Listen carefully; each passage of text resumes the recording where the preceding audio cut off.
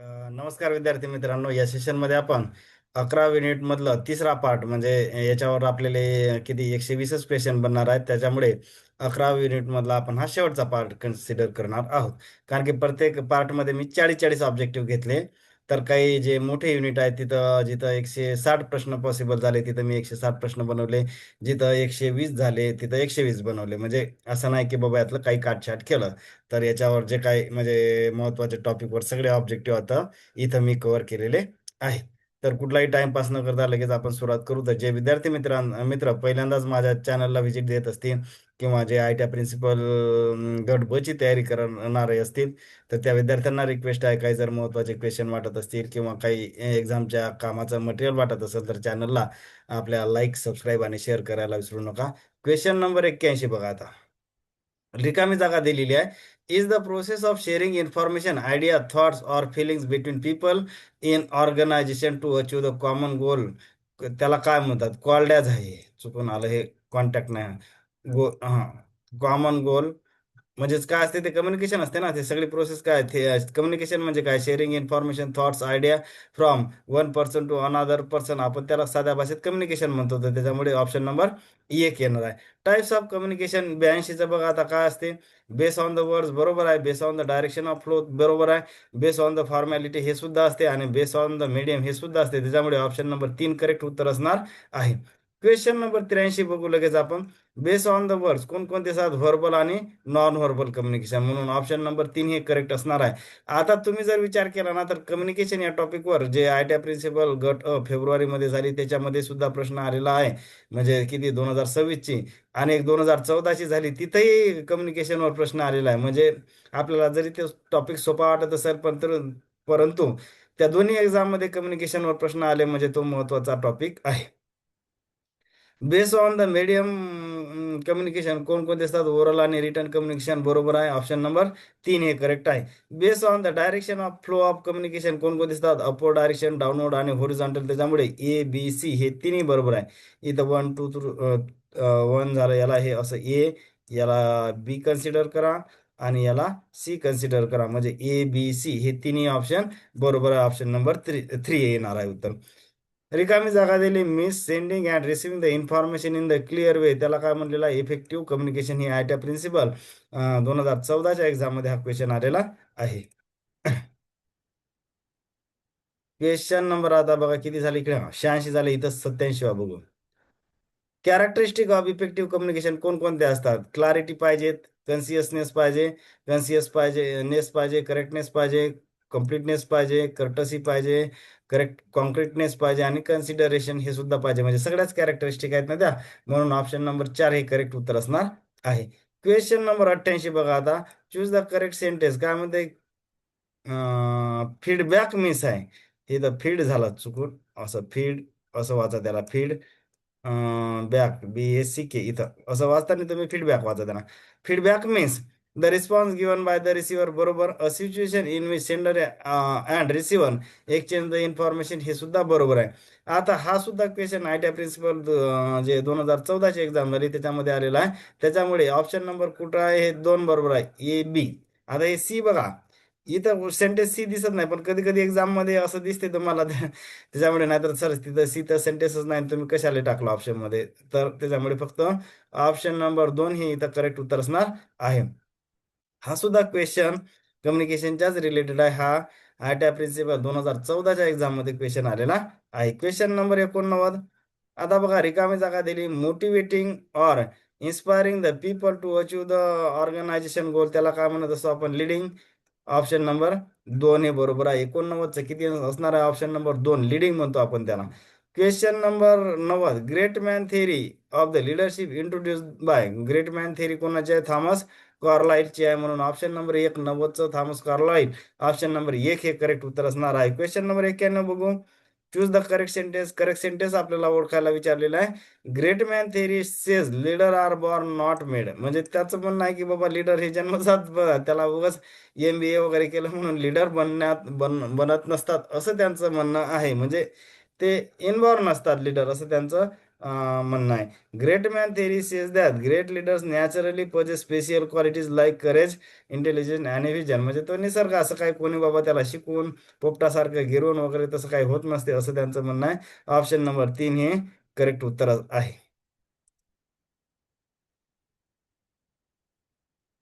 Question number 92. Choose the correct sentence about leadership. Great man theory कोणाची आहे? Thomas Carlyle, बरोबर आहे. नंतर ट्रेट थेरी स्टॉकडीलची आहे किंवा स्टॉकडीलची आहे. Trait theory leadership style Kurt Lewin, हे सुद्धा फेमस थेरी आहे. नंतर transformative theory Burns and Bass, हे दोन्ही बरोबर आहे. ऑप्शन नंबर 4 हे करेक्ट उत्तर असणार आहे. Leadership style theory introduce by, कोण केली लिडरशिप स्टाईल थेरी? तर त्याचं उत्तर आहे Kurt Lewin. Leadership style theory कोणाची आहे? कुर्ट लेविन यांची आहे. नंतर क्वेश्चन नंबर 94 बघू आपण. As per the Kurt Lewin types of leadership कोणकोणते असतात? ऑटोक्रॅटिक असते, डेमोक्रॅटिक लिडरशिप असते आणि लेजेस फायरी लिडरशिप असते. ऑप्शन नंबर 4 हे इथं करेक्ट उत्तर असणार आहे. क्वेश्चन नंबर 95 बघा. Democratic leadership called as, democratic म्हणजेच काय? त्याला पार्टिसिपेटिव्ह लिडरशिप म्हणतात. हा डेमोक्रॅटिक लिडरशिप फार महत्वाचा कन्सेप्ट आहे एक्झामच्या दृष्टिकोनातून. पार्टिसिपेटिव्ह लिडरशिप म्हणजे काय? की सगळं टीमचं किंवा सगळ्या पर्सनचं त्या डिसिजन मेकिंग मध्ये पार्टिसिपेशन असते, म्हणून त्याला आपण पार्टिसिपेटिव्ह लिडरशिप असं म्हणत असतो. Question number 96. In democratic leadership team members रिकामी जागा दिली in decision making process involve करतो आपण, त्याच्यामुळे ऑप्शन नंबर 1 नॉट इन्व्हॉल्व नाही, त्याच्यामुळे 1 आणि 3 येण्याचा प्रश्न नाही. म्हणजे 2 आणि 3 येण्याचा प्रश्न नाही, 4 तर अजिबात येणार नाही. म्हणून in democratic leadership team members involve in leadership, त्यांचा इन्व्हॉल्वमेंट किंवा त्यांचा समावेश डिसिजन मेकिंग मध्ये असतो. ऑप्शन नंबर 1 हे इथं करेक्ट उत्तर असणार आहे. नंतरचा क्वेश्चन बघू आता लगेच. Question number 97. Choose the correct about leadership. Autocratic leader म्हणजे काय? लीडर डिसाइड होणं म्हणजे दुसऱ्या लोकांचा त्याचा डिसिजन घेण्यामध्ये काही सहभाग नसतो, त्याला ऑटोक्रॅटिक लीडर म्हणतात. लेजेस फायर म्हणजे काय? Complete freedom, member make their own decision, त्यांनी स्वतःचा स्वतः निर्णय घ्यायचा आहे, परंतु ते डिसिजन मेकिंग प्रोसेसमध्ये नाही, त्यांनी त्यांच्या लेवलला घ्या, इंडिव्हिज्युअल लेवलला, असं त्याचा अर्थ आहे ना. तर मग सर डिसिजन मेकिंग मध्ये म्हणलं की लेजेस फायर लिहायचं का? तर उत्तर आहे नाही. डेमोक्रॅटिक लिडरशिपमध्ये टीम पार्टिसिपेशन असते डिसिजन मेकिंग मध्ये, तर हे आपल्यासाठी महत्वाचं आहे. ट्रान्झॅक्शनल लिडरशिप म्हणजे काय? रिवॉर्ड अँड पनिशमेंट या कन्सेप्टवर असते. ट्रान्सफॉर्मेशनल लिडरशिप म्हणजे काय? इन्स्पायरेशन अँड मोटिवेशन या कन्सेप्टवर असते. ऑप्शन नंबर हे 4 हे करेक्ट उत्तर असणार आहे. Question number 98. Which of the following leadership involve the team members in the decision making process. हा जे फेब्रुवारी 2026 ला पेपर झाला गट अ चा, त्यामध्ये हा क्वेश्चन आलेला होता. ऑप्शन सुद्धा असेच होते. लेजेस फैरी. आता बघा याचं उत्तर फक्त ऑप्शन नंबर 2 दिलेलं आहे, म्हणून कोणतं? हे फक्त सी स्टेटमेंट करेक्ट आहे. याचं करेक्ट उत्तर आहे ऑप्शन नंबर 2. आता बघा, max weber called as father of. आता हा सुद्धा क्वेश्चन आलेला आहे कुठे? जे जे फेब्रुवारी 2026 मध्ये एक्झाम दिली त्यामध्ये हा क्वेश्चन आलेला आहे. आता आपल्याला मॅक्स वेबर आतापर्यंत फक्त ब्युरोक्रॅटिक ऍडमिनिस्ट्रेशन किंवा ब्युरोक्रॅटिक मॅनेजमेंट एवढंच माहित होतं, परंतु त्याची काय ट्रान्झॅक्शनल थेरी, लिडरशिप थेरी ही सुद्धा मॅक्स वेबरनंच काढलेली आहे. त्यामुळे ऑप्शन नंबर 3 हे इथं करेक्ट उत्तर असणार आहे. नुसतं नाही तर ब्युरोक्रॅटिक मॅनेजमेंट आलं की मॅक्स वेबर एवढंच लक्षात नाही ठेवायचं, तर त्याच्या व्यतिरिक्त ट्रान्झॅक्शनल लिडरशिप थेरी ही सुद्धा मॅक्स वेबरचीच आहे. क्वेश्चन नंबर 100 बघा. आता काय म्हटलेलं आहे आपल्याला की choose the correct sentence. Correct sentence आपल्याला इथं ओळखायचं आहे. काय म्हटलं की पहिले transactional leadership theory introduce by Max Weber, बरोबर आहे. Later it develop by the Bernard Bass, हे सुद्धा बरोबर आहे. म्हणजे ओरिजिनली काढली कोणी? तर मॅक्स वेबर यांनी काढली, आणि त्याला डेव्हलप कोण केलं? तर बर्नार्ड ब्रास यांनी केलं. तर ऑप्शन नंबर 3 हे करेक्ट आहे. बघा आता, transactional leadership transaction or exchange between the leader and कोणा फॉलोअर मध्ये असते. ऑप्शन नंबर किती असणार आहे? तर 2.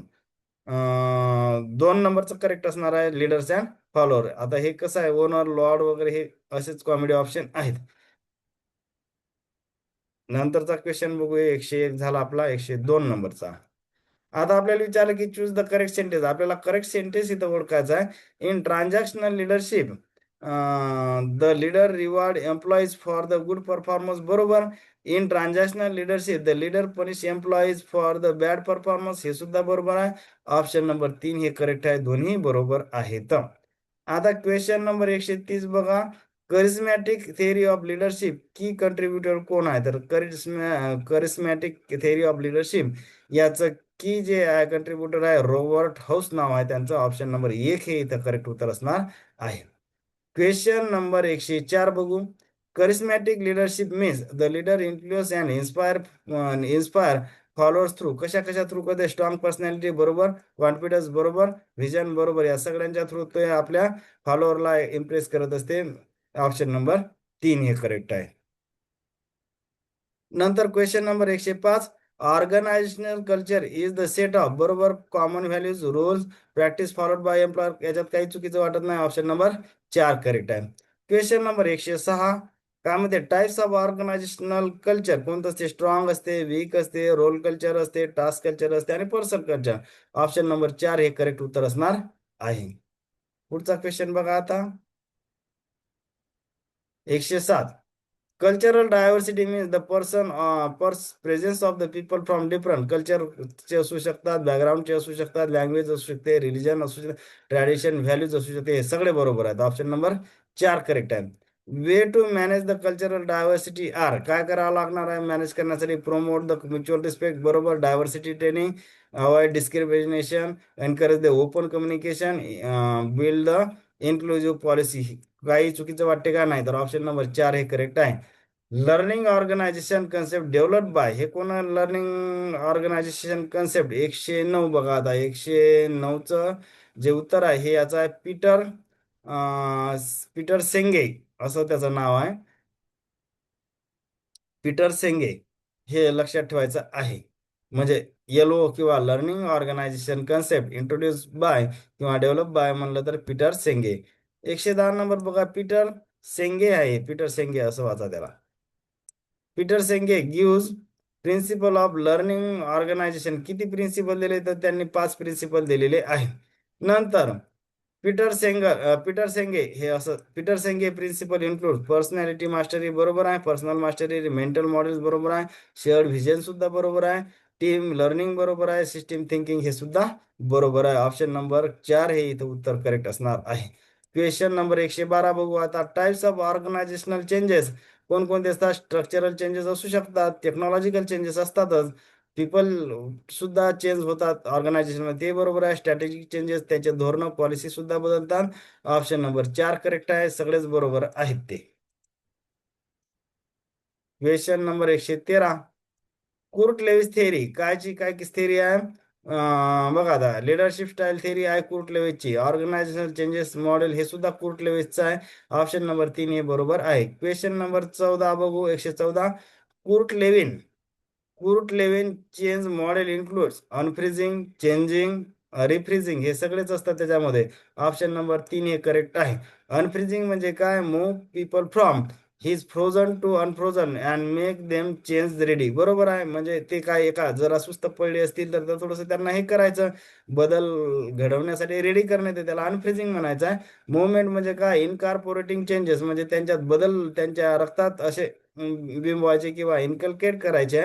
रिफ्रेजिंग म्हणजे आता काय झालं की स्टॅबिलायझेशन आणायचं आहे. म्हणून ऑप्शन नंबर 3 हे करेक्ट आहे. केबी म्हणजे knowledge base enterprises means an organization where रिकामी जागा दिली or employees are the main resources use to create the product or services. कोणकोणते असतात? नॉलेज असू शकते, इन्फॉर्मेशन, स्किल आणि एक्सपर्टाईज ऑफ द एम्प्लॉई. सगळेच बरोबर आहे. ऑप्शन नंबर 4 हे करेक्ट उत्तर असणार आहे. पुढचा क्वेश्चन बघू. 117 बघा आता. रिकामी जागा दिली is the set of the interconnected part that work together to achieve the common goal. याचं उत्तर आहे सिस्टीम. Question number 118. रिकामी जागा दिली is the series of the step or activity use to transform input into output. त्याला काय म्हणतो आपण? प्रोसेस म्हणतो. 118चं ऑप्शन नंबर 1 हे बरोबर आहे.